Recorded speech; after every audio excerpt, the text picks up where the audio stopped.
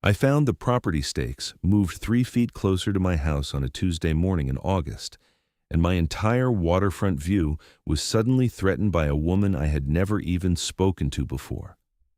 My name is Quentin Olsen, and I had saved for 15 years to buy this slice of paradise in Lake Geneva, Wisconsin. The property was everything I had dreamed about since I was a kid visiting my uncle's cabin up north. 2 acres of gently sloping land that led down to a pristine stretch of shoreline on Geneva Lake, with an old but sturdy 3-bedroom house that just needed some love and elbow grease. I had closed on the property in May, and by August, I was finally settling in after months of renovations and unpacking. The property lines had been clearly marked when I bought the place. The surveyor's iron stakes were right where they should be, defining the boundaries between my lot and the neighboring properties. My lot was the widest on the shoreline in this section of the Lakewood Estates HOA community, which was exactly why I had stretched my budget to afford it. The previous owner, an elderly gentleman named Robert Chen, had owned it for 40 years and had kept immaculate records of everything, including the original survey from 1983 and an updated one from 2019. But that Tuesday morning, when I walked down to the shore with my coffee to watch the sunrise like I did every day, something felt wrong. The stakes that marked the boundary between my property and my neighbor to the north looked different. Closer. I set my coffee cup down on a flat rock and walked over to examine them more carefully. They had been moved. No question about it. I could see the old holes in the ground where the original stakes had been, now filled in hastily with loose dirt and grass clippings. The new stakes were positioned a solid 3 feet onto what I knew was my property, angling the property line in a way that would give my neighbor significantly more waterfront access and steal a substantial chunk of my shoreline. My neighbor to the north was a woman named Linda Morrison, and until that moment, I had only seen her from a distance. She was probably in her mid-50s, with that particular haircut that seemed to be standard issue for a certain type of suburban woman, short and severely angled with blonde highlights. I'd heard from the mailman that she was on the HOA board, but we had never formally met. I pulled out my phone and took about 30 photos from every angle, making sure to capture the old stake holes and the new stake positions. Then, I went back to the house and dug out my closing documents, finding the survey that clearly showed where the property lines should be. I grabbed a tape measure and went back down to the waterfront, measuring the distance from various fixed reference points that were marked on the survey. The stakes had definitely been moved. My suspicions were correct, and now I had documentation to prove it. I decided to handle this like an adult. I walked over to Linda's house, which was a sprawling modern structure that looked like it had been built within the last 5 years, all glass and steel and aggressive architecture. I rang the doorbell and waited. Linda answered the door wearing yoga pants and a loose tank top, her face slightly flushed like she had just finished a workout. Her expression went from neutral to cold the moment she saw me. "Can I help you?" she asked, her tone suggesting that helping me was the last thing she wanted to do. "Hi, I'm Quentin Olsen. I bought the Chen property next door. I just wanted to introduce myself and talk to you about something that came up this morning." "I know who you are," she said. "What do you want?"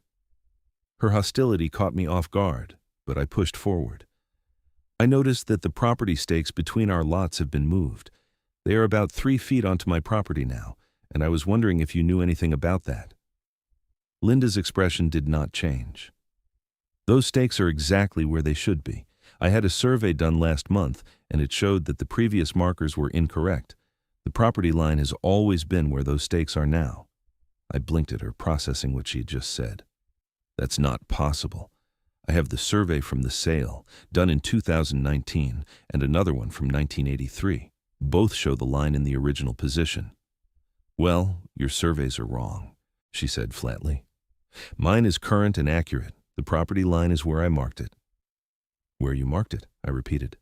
"So you are the one who moved the stakes?" "I corrected them," she said. "They were in the wrong place, and I fixed it. If you have a problem with that, you can take it up with the HOA."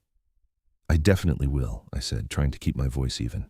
"But I am also going to get my own survey done to confirm the correct boundary." Linda smiled then, but it was not a friendly expression. "You do that. And while you are at it, you should review the HOA bylaws. There are rules about property disputes, and I am the HOA vice president.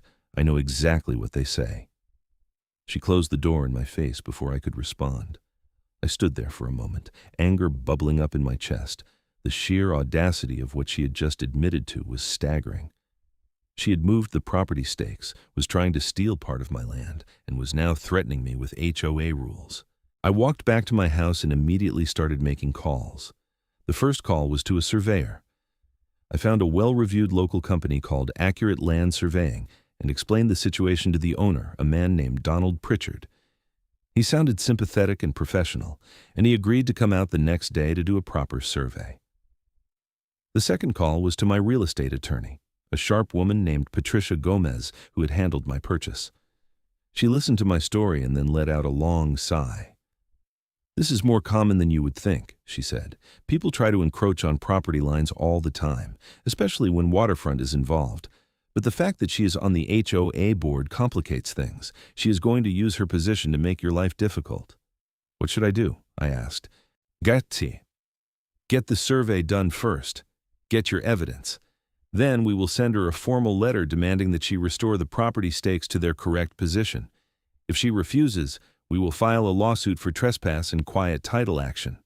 We might also need to file a police report for vandalism or destruction of property markers, depending on what the survey shows." "This is insane," I muttered. "I just wanted to enjoy my house." "Welcome to home ownership," Patricia said dryly. "Let me know what the surveyor finds." Donald Pritchard showed up the next morning at 8 o'clock sharp with a young assistant and a truck full of equipment. He was a weathered man in his 60s with a deep tan and the careful, methodical manner of someone who took his job seriously. I walked him down to the waterfront and showed him the moved stakes and the old holes where the original stakes had been. He crouched down and examined everything closely, then pulled out a tablet and brought up the survey from my property records. "Yeah, someone definitely moved these," he said. "This is not even subtle. You can see the old holes clear as day." "How long will it take to do a full survey?" I asked. "Couple of hours for the field work. Then I will need a day or two to process everything and draw up the official documents. But I can tell you right now, just from looking at the reference points and your previous surveys, that these new stakes are wrong. Someone tried to grab a chunk of your land." "My neighbor admitted to it," I said. "She claims she had a survey done that showed the old stakes were wrong." Donald shook his head. "Then she either hired a fraudulent surveyor or she is lying. I will check with the county to see if any survey permits were pulled for this property. If she really had a legitimate survey done, there would be a record." He and his assistant spent the next 3 hours setting up equipment, taking measurements, and driving new stakes into the ground at what he confirmed were the correct property line positions. When they were finished, Donald came up to the house and sat down with me at my kitchen table. "Here is the situation," he said, pulling out a hand-drawn sketch. "The correct property line is exactly where it was before she moved the stakes. I have checked it against multiple reference points, including the county benchmark stones and the physical features noted in your previous surveys. Your neighbor moved the boundary markers 3 feet and 2 inches onto your property. That represents approximately 215 square feet of land theft, including about 12 linear feet of waterfront access. Can you put that in a formal report?" I asked. "Already planning on it. I will have the full survey with maps and documentation ready by Friday. I'm also going to file a complaint with the county surveyor's office about the moved stakes. That is illegal in Wisconsin, and there are potential criminal penalties." She said she is the HOA vice president and that I should take it up with the HOA, I told him. Donald grimaced. "That's a bad sign. If she has control of the HOA, she is going to use it as a weapon against you. I have seen this before. People get a little bit of power in an HOA, and they think they can do whatever they want." He left, and I spent the rest of the day documenting everything and preparing for what I knew was going to be a fight. I took more photos, printed out all my records, and organized everything into a binder. Then, I reviewed the HOA bylaws and covenants that had been included in my closing documents. The Lakewood Estates HOA had the usual rules about property maintenance, architectural changes, and noise. There was a section about property disputes that said any boundary disagreements should be brought before the HOA board for mediation before legal action was taken. That was clearly what Linda had been referring to. She was going to try to use the HOA process to legitimize her land grab. That evening, I got an email from the HOA.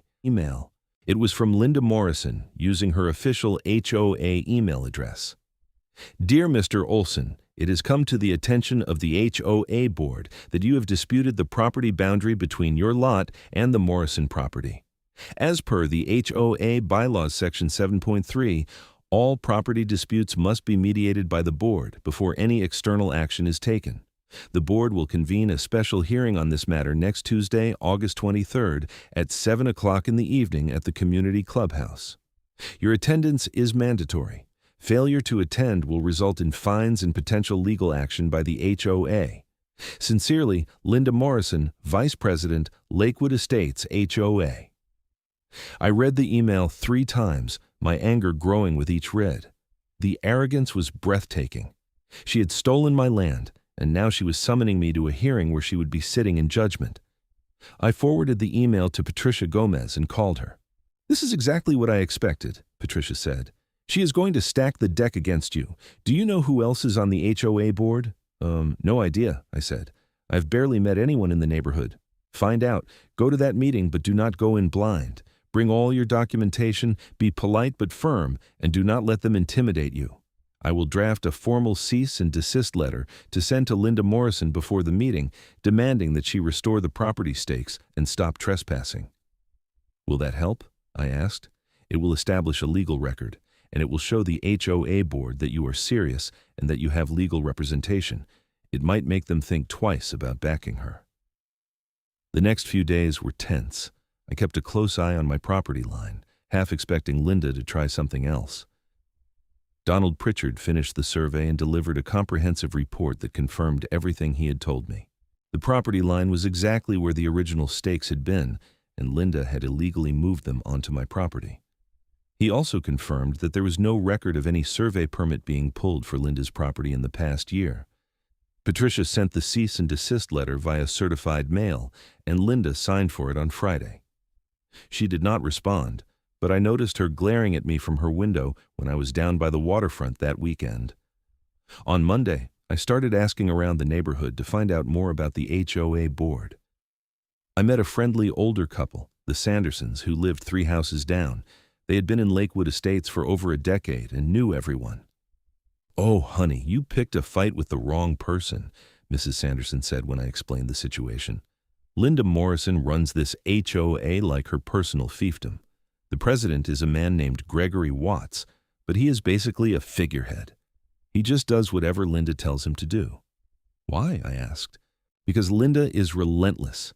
She has driven off 3 different HOA presidents in the past 5 years. If you cross her, she will make your life a living hell. Fines for every tiny violation, constant complaints, demands for architectural reviews for every little change. Most people just give in to her because it is easier than fighting. "Well, I'm not giving in," I said. "She stole my land." Mr. Sanderson nodded approvingly. "Good for you. Someone needs to stand up to her, but be prepared. She is not going to back down easily, and she has the HOA behind her." Tuesday evening came, and I drove to the community clubhouse with my binder of documents and a knot of anxiety in my stomach. The clubhouse was a modest building near the entrance of the neighborhood, with a meeting room that could hold about 30 people. When I arrived, there were already a dozen residents there, sitting in folding chairs and chatting quietly. Linda was at the front of the room, sitting at a table with 2 other people. One was a balding man in his 60s who I assumed was Gregory Watts, the HOA president. The other was a younger woman, maybe 40, with dark hair and a stern expression. Linda saw me come in and said something to her companions. All 3 of them looked at me with identical expressions of hostility. I took a seat in the middle of the room and waited. At 7 o'clock sharp, Gregory stood up and called the meeting to order. "Good evening, everyone. Thank you for coming to this special session of the HOA board. We have one item on the agenda tonight, which is a property dispute between Linda Morrison and Quentin Olsen. Mr. Olsen has challenged the property boundary between his lot and Linda's lot. We are here tonight to hear both sides and make a determination." "Excuse me," I said, standing up. "Can I ask a question before we start?" Gregory looked annoyed but nodded. Go ahead. Is it appropriate for Linda to be sitting on the board for a hearing about her own property dispute? That seems like a conflict of interest. Linda spoke before Gregory could answer. I am the vice president of this HOA, and I have every right to be here. This is not a legal proceeding, Mr. Olsen. This is an HOA mediation, and the bylaws do not require board members to recuse themselves. That is correct, Gregory said. Linda will remain on the panel. Now, let us proceed. Linda, would you like to present your side first? Linda stood up and walked to the front of the room with a folder of her own. She had clearly prepared for this. Thank you, Gregory. As you all know, I have lived in Lakewood Estates for 8 years, and I have always been an active and dedicated member of this community. I serve on the board because I care about maintaining the standards and property values that make this neighborhood special. She opened her folder and pulled out a document. Last month, I became concerned about the property boundary between my lot and the lot to my south, which was recently purchased by Mr. Olsen. The previous owner, Robert Chen, was elderly and had not maintained his property well. I suspected that over the years the boundary markers had shifted or been damaged. This was a complete fabrication, and I opened my mouth to object, but Patricia had coached me to let her speak first and then respond with facts. I hired a surveyor to examine the property line, Linda continued. The survey confirmed my suspicions. The old boundary stakes were in the wrong position. They had shifted over time, probably due to erosion and ground movement. The correct property line is 3 feet north of where the old stakes were. I corrected the stakes to reflect the true boundary. She held up a piece of paper. This is the survey report. It clearly shows that the property line is where I have marked it. Gregory took the paper from her and examined it briefly before passing it to the other board member. Thank you, Linda. Mr. Olsen, your turn. I stood up and walked to the front carrying my binder. Thank you. First, I would like to address Linda's claim that she hired a surveyor. I contacted the county surveyor's office, and there's no record of any survey permit being pulled for Linda's property in the past year. In Wisconsin, any professional land survey requires a permit, so either Linda is lying about having a survey done, or she hired someone who was not a licensed surveyor. I opened my binder and pulled out the email from the county. Here is the response from the county surveyor's office confirming that no permits were issued. Gregory looked uncomfortable. Linda's face turned red. That's ridiculous. I did hire a surveyor. Maybe they forgot to file the permit. Professional surveyors do not forget to file permits, I said. It is a legal requirement. But let us move on. I hired Accurate Land Surveying, a licensed and reputable company, to conduct a full survey of my property. Here is their report. I handed copies to each of the board members and also passed some out to the residents in the audience. As you can see, the survey confirms that the original property stakes were in the correct position, exactly as shown in the surveys from 2019 and 1983. Linda moved the stakes 3 feet onto my property, stealing over 200 square feet of my land, including 12 feet of waterfront. I pulled out photographs showing the old stake holes and the new stake positions. Here is photographic evidence of the moved stakes. You can clearly see where the old stakes were and where Linda placed the new ones. The room was silent. Several residents were looking at the documents with interest. Gregory and the other board member were flipping through the survey report. Furthermore, I continued, I have sent Linda a formal cease and desist letter, delivered by my attorney, demanding that she restore the property stakes to their correct position and stop trespassing on my land. She has refused to respond. Linda stood up, her voice sharp. This is absurd. Mr. Olsen is new to this community and he is already causing trouble. He has not even been here 6 months, and he is making accusations and hiring lawyers. This is exactly the kind of behavior that disrupts the harmony of Lakewood Estates. I'm causing trouble? I said, my voice rising despite my efforts to stay calm. You moved my property stakes. You admitted it to my face? I corrected a surveying error, Linda shot back, and I have a report that proves it. Then show me the surveyor's name and license number, I said. Show me the permit. Show me any actual proof that you had a legitimate survey done. Linda hesitated, and in that moment, I knew I was right. She had not hired a surveyor. She had just moved the stakes herself and made up a story about a survey. I do not have to prove anything to you, she finally said. The HOA board will make the determination, not you. Gregory cleared his throat. I think we have heard enough from both sides. Linda, Mr. Olsen makes a good point about the permit. Can you provide more documentation about your survey? I will get it to you, Linda said quickly. But in the meantime, the board needs to make a decision based on the evidence we have here tonight. The evidence is clear, I said. I have a professional survey from a licensed company. Linda has a piece of paper with no permit, no surveyor information, and no way to verify its authenticity. This should be a very easy decision. The third board member, the dark-haired woman, spoke for the first time. I am Susan Hendricks, the secretary.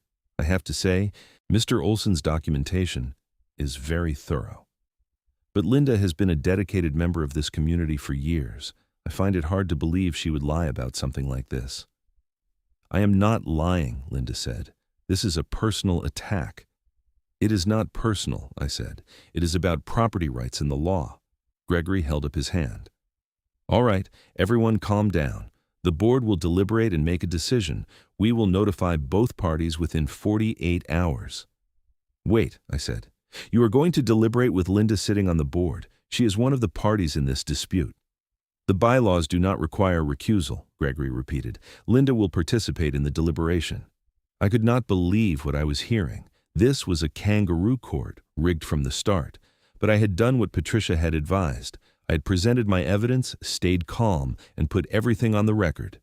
Now I would see what the HOA decided. The meeting ended, and I walked out to my car feeling frustrated and angry. Several residents came up to me and expressed support, saying they believed me and thought Linda was in the wrong. But none of them were on the board, so their opinions did not matter. 2 days later, I received an email from Gregory Watts. Dear Mr. Olsen, the HOA board has reviewed the evidence in the property dispute between yourself and Linda Morrison. After careful consideration, the board has determined that the property line is correctly positioned where Linda has marked it. You are hereby ordered to cease any challenges to the current boundary markers and to remove any stakes or markings you have placed on Linda's property. Failure to comply will result in fines of $500 per day and potential legal action by the HOA. Sincerely, Gregory Watts, President, Lakewood Estates HOA. I stared at the email in disbelief. They had sided with Linda despite the overwhelming evidence that she was wrong. This was corrupt, pure, and simple. I immediately forwarded the email to Patricia. She called me within an hour. This is actually good news, she said. How is this good news? I asked. Because now you have documented proof that the HOA is acting in bad faith. They ignored a professional survey, sided with their own board member despite a clear conflict of interest, and issued an order that violates your property rights. We can use this in court. I am going to file a lawsuit immediately. Against Linda or the HOA? I asked. Both. Linda for trespass and property line encroachment, and the HOA for abuse of authority and acting beyond their legal powers. The HOA has no authority to change property boundaries. That is determined by surveys and legal descriptions, not by HOA vote. How long will this take? I asked. Months, probably. But in the meantime, I'm going to file for an emergency injunction to prevent the HOA from fining you and to prevent Linda from doing anything further to the property line. We will also file a police report about the moved property stakes. The next few weeks were a blur of legal activity. Patricia filed the lawsuit and the motion for injunction. We went to court for a preliminary hearing, where a judge listened to both sides and granted a temporary injunction preventing the HOA from fining me and ordering both parties to maintain the status quo on the property line until the case was resolved. Linda showed up to the hearing with an HOA-paid attorney, a slick-looking guy in an expensive suit who argued that this was an internal HOA matter and the court should not interfere. The judge was not impressed. The HOA does not have the authority to adjudicate property boundaries, the judge said. That is a matter for the courts and professional surveyors. The injunction is granted. Linda looked furious as we left the courtroom. She said something to her attorney, who shook his head and walked away. I felt a small sense of victory, but I knew this was far from over. I also filed a police report with the Walworth County Sheriff's Department about the moved property stakes. The deputy who took my report was a no-nonsense woman named Officer Rachel Kowalski. She came out to my property, examined the evidence, and took photographs in a statement. "This is technically criminal damage to property," she said. "In Wisconsin, property boundary markers are legally protected. Moving them without permission can be charged as a misdemeanor or even a felony, depending on the intent and value involved." "What happens next?" I asked.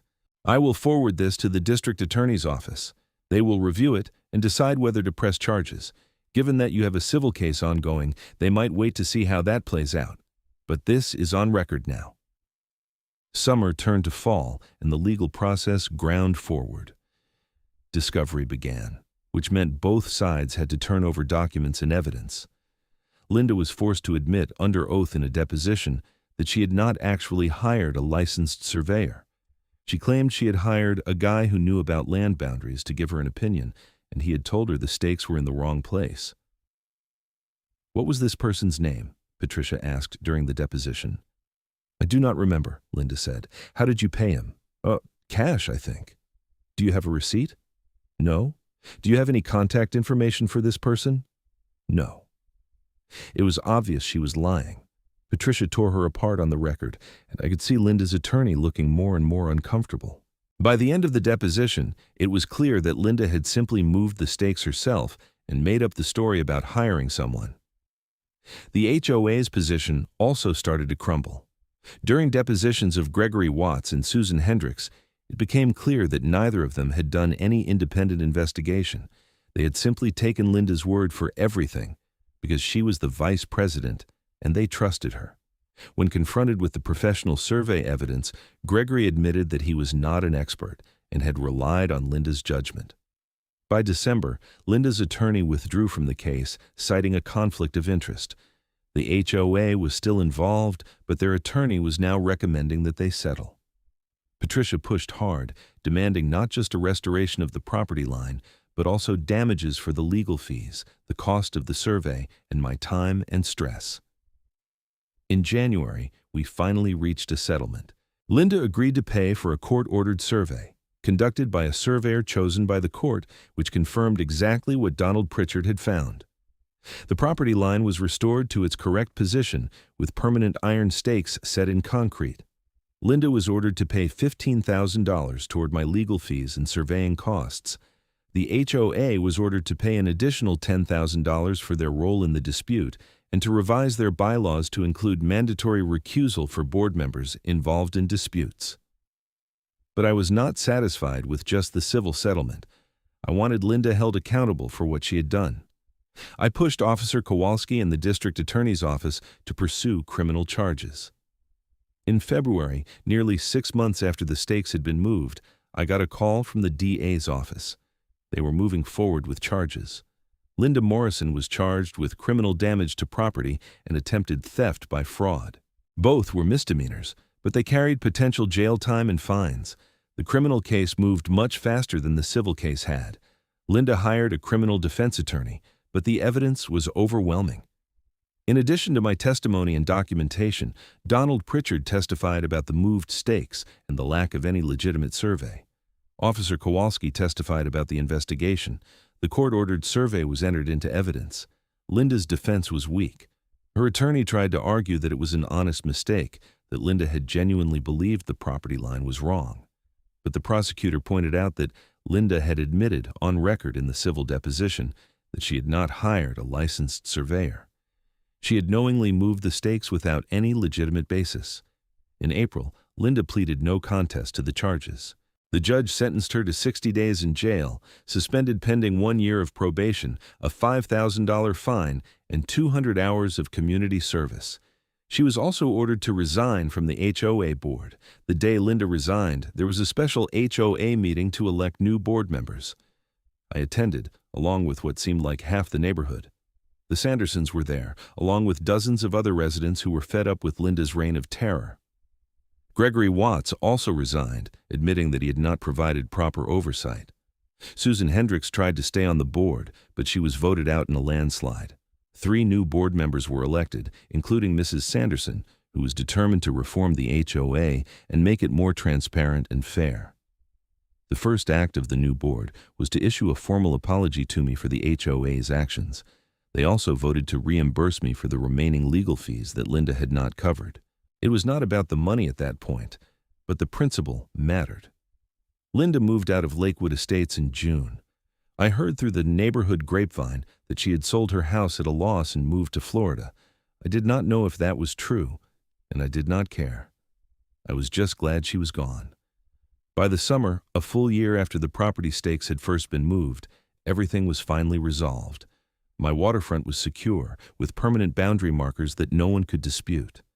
The HOA was under new management and functioning much better.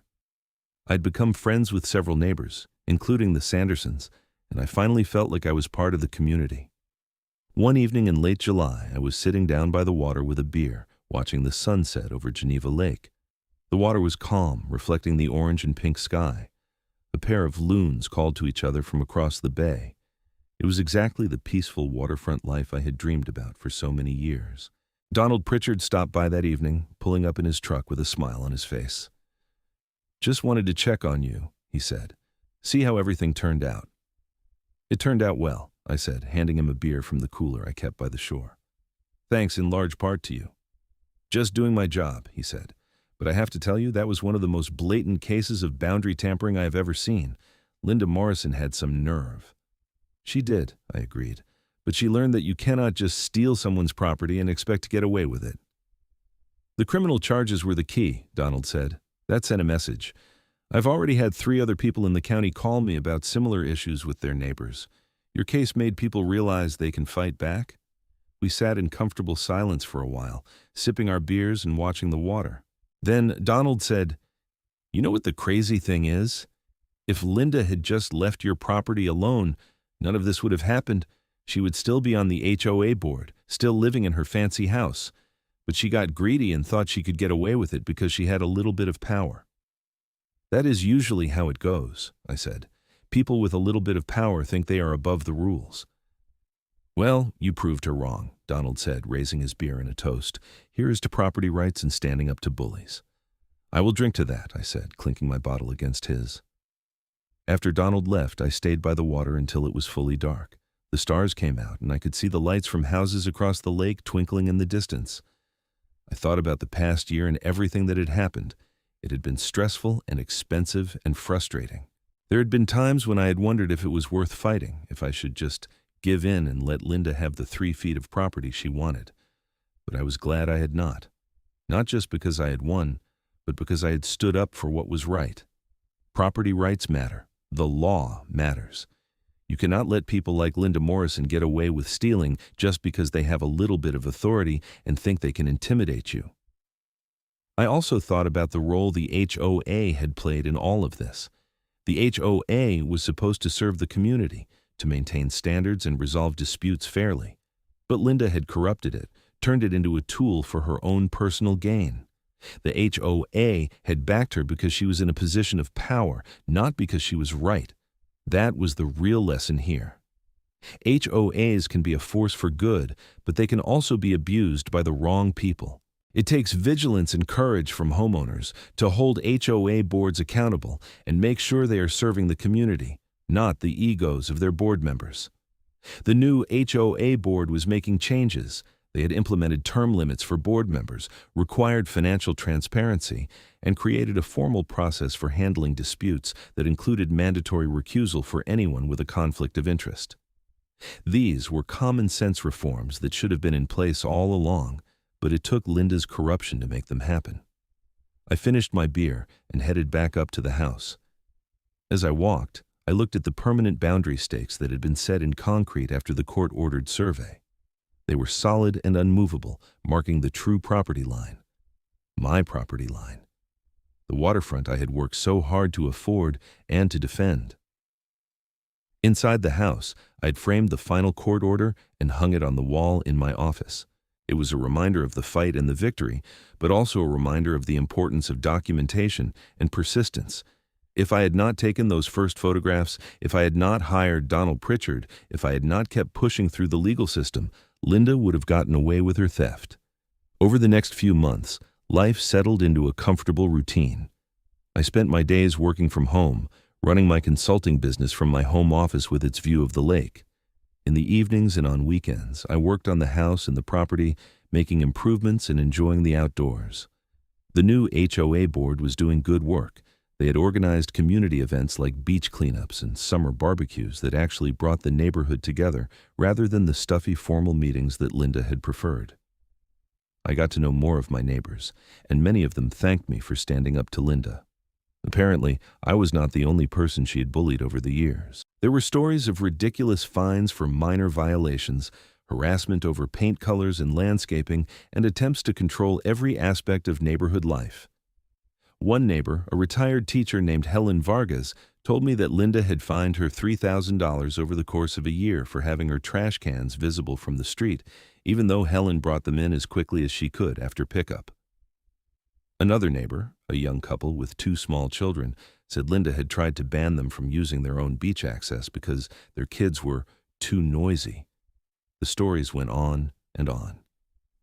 "You freed us," Helen said to me at a neighborhood barbecue in August, exactly 1 year after the property stakes had first been moved.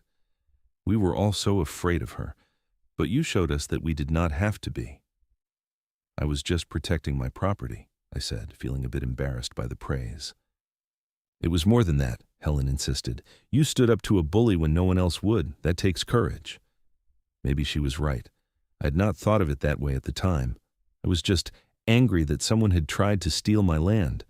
But in fighting for my own rights, I had inadvertently helped the entire community break free from Linda's control.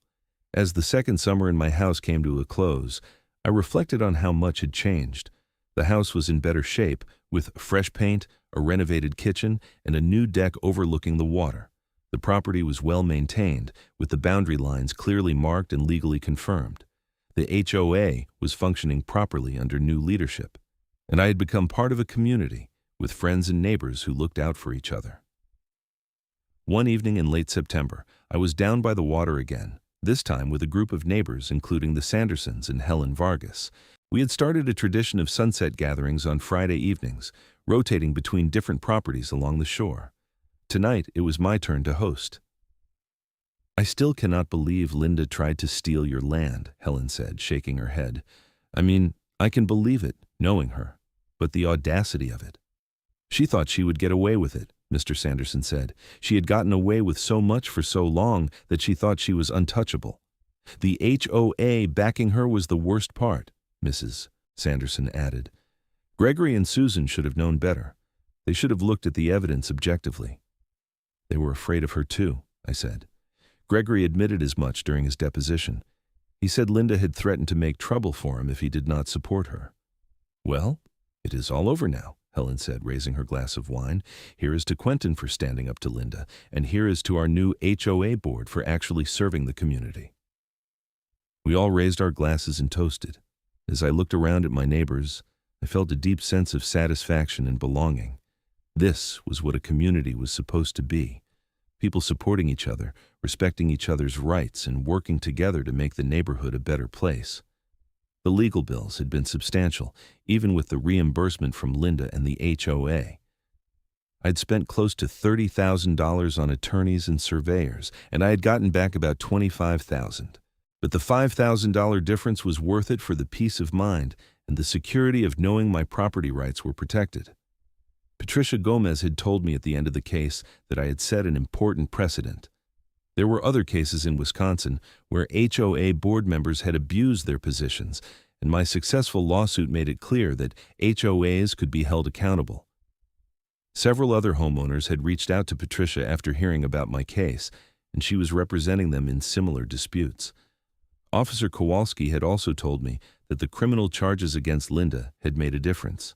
The Walworth County Sheriff's Department had started taking property boundary disputes more seriously, and they had even created a task force to investigate cases of fraudulent surveys and moved property markers. Linda's case had been the catalyst for that change. In October, I received a letter in the mail from the Wisconsin Department of Safety and Professional Services. They had opened an investigation into fraudulent land surveying based on Linda's case, and they were looking into whether she had actually hired someone to move the stakes or if she had done it herself. The letter asked if I would be willing to provide additional testimony or evidence if needed. I wrote back and said yes. I never found out what happened with that investigation. Linda had left the state, and I had no interest in tracking her down. As far as I was concerned, she had been punished enough. She had lost her position on the HOA board, paid substantial fines and restitution, been convicted of a crime, and been forced to sell her house at a loss. Justice had been served. As fall turned to winter, I prepared the house for the cold months ahead. Wisconsin winters were harsh, and I needed to make sure everything was winterized properly. I drained the outdoor water lines, covered the deck furniture, and stocked up on firewood for the fireplace. The lake froze over in December, and I watched from my window as ice fishermen set up their shanties and spent long days out on the ice. The new HOA board sent out a newsletter in December, summarizing the changes they had made and outlining their goals for the next year. One of the items caught my eye. They were forming a committee to review all past HOA actions and fines to see if any had been improperly assessed. Several homeowners had come forward with complaints about Linda's tenure as vice president, and the new board wanted to make things right. I was asked to serve on that committee, and I agreed. It was the least I could do after the support the community had given me. Over the next few months, we reviewed dozens of cases. We found that Linda had improperly assessed over $50,000 in fines to various homeowners over the years, often for petty or non-existent violations. The HOA board voted to refund those fines using money from the HOA's reserve fund. It was a significant expense, but it was the right thing to do. By the time spring came around again, Lakewood Estates felt like a completely different place. The oppressive atmosphere that Linda had created was gone, replaced by a sense of community and cooperation. The HOA was functioning the way it was supposed to, maintaining common areas and enforcing reasonable rules without tyranny or favoritism. In May, 2 years after I had bought the property, I stood on my deck and looked out at the waterfront. The property stakes were exactly where they should be, marking the boundaries of my 2 acres. The water sparkled in the morning sun, and I could hear birds singing in the trees. It was peaceful and beautiful, everything I had dreamed it would be. I thought about everything that had happened over the past 2 years, the shock of discovering the moved property stakes, the confrontation with Linda, the frustrating HOA hearing, the long legal battle, the eventual victory, and Linda's conviction, the changes in the HOA and the community. It had been a difficult journey, but I would do it all again if I had to. Because at the end of the day, it was not just about 3 feet of property. It was about principle. It was about standing up for what was right and not letting bullies get away with corruption and theft. It was about holding people in positions of power accountable and making sure they served the community, not themselves. Donald Pritchard had told me that I had set a precedent, and Patricia Gomez had said I had paved the way for other homeowners to fight back against abusive HOAs. I hoped that was true. I hoped that my experience would encourage other people to stand up for their rights and not be intimidated by people like Linda Morrison. As I stood there on my deck, my phone rang. It was Patricia Gomez. "Hey, Quentin," she said. "I just wanted to let you know that the last of the legal paperwork has been filed. Your case is completely closed. All the court orders have been recorded with the county, and your property rights are permanently secured." "That is great news," I said. "Thank you for everything, Patricia. I could not have done this without you." "You did the hard part," she said. "You had the courage to fight back and the patience to see it through. I just handled the legal paperwork." "Well, you handled it brilliantly," I said. "One more thing," Patricia said.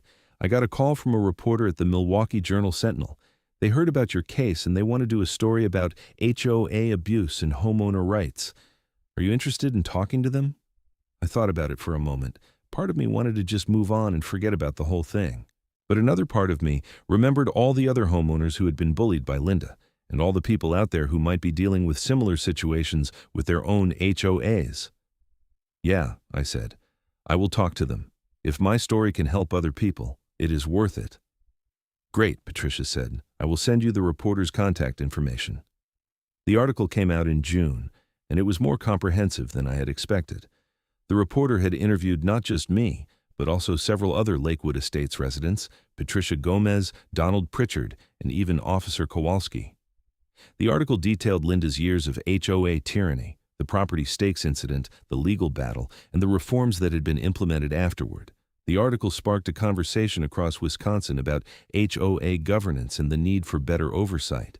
Several state legislators announced they were working on bills to reform HOA laws, including mandatory recusal requirements, limits on fines, and easier processes for homeowners to challenge HOA decisions. I received dozens of emails and phone calls from other homeowners who had read the article and were dealing with their own HOA nightmares. I tried to help where I could, connecting people with Patricia or other attorneys, sharing my documentation and strategy, and offering encouragement. One email stood out. It was from a woman named Jennifer in Madison, who was dealing with an HOA board member who had tried to claim part of her backyard for a common area. She had read my story and decided to fight back. She hired a surveyor, got legal representation, and challenged the HOA. By the time she emailed me, she had already won her case, and the HOA board member had been forced to resign. "Your story gave me the courage to stand up for myself," she wrote.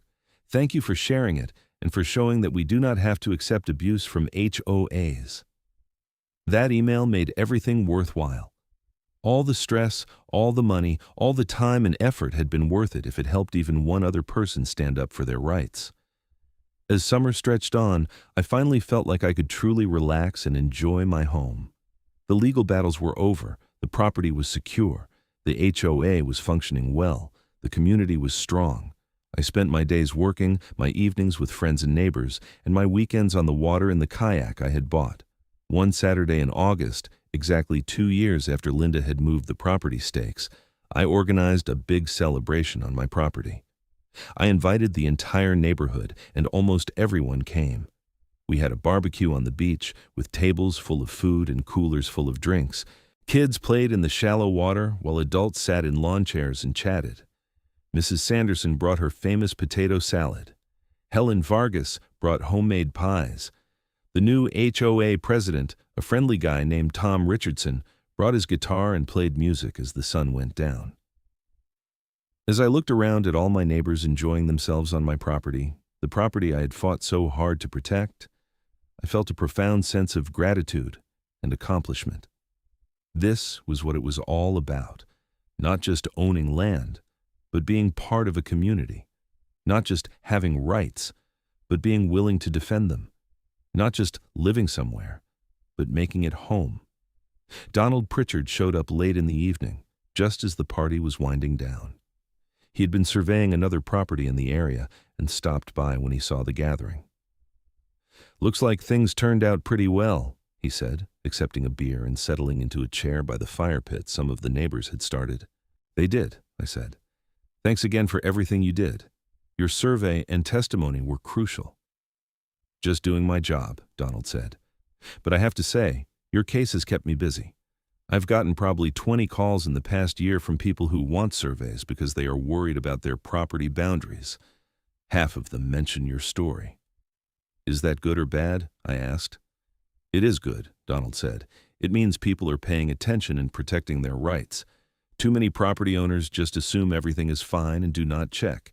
Then they get into a situation like you did, and it is a mess." "Hopefully, no one else has to deal with someone like Linda," I said. "There will always be people like Linda," Donald said. "People who think rules do not apply to them, who abuse whatever power they have. But there will also be people like you who stand up to them. That is what keeps things balanced." As the evening grew late and the fire burned down to embers, the last of the guests headed home. I walked them to their cars, thanking them for coming and feeling grateful for the community we had built together. When everyone was gone, I walked back down to the water one last time. The property stakes were still there, solid and permanent, marking the boundaries of what was mine. The waterfront stretched out before me, dark and peaceful under the stars. I had fought for this view, for this land, for these rights, and I had won. But more than that, I had learned something important about myself. I had learned that I could stand up to bullies and fight for what was right, even when it was hard and expensive and stressful. I had learned that documentation and persistence could overcome corruption and abuse of power. I had learned that communities could change for the better when people had the courage to demand accountability. Linda Morrison had tried to steal my property and had used the HOA to back her up. But in the end, justice had prevailed. The surveyor had brought the truth, the sheriff had brought the law, and I had brought the determination to see it through to the end. As I walked back up to my house that night, I felt completely at peace. This was my home, my property, my community, and no one was ever going to take that away from me again.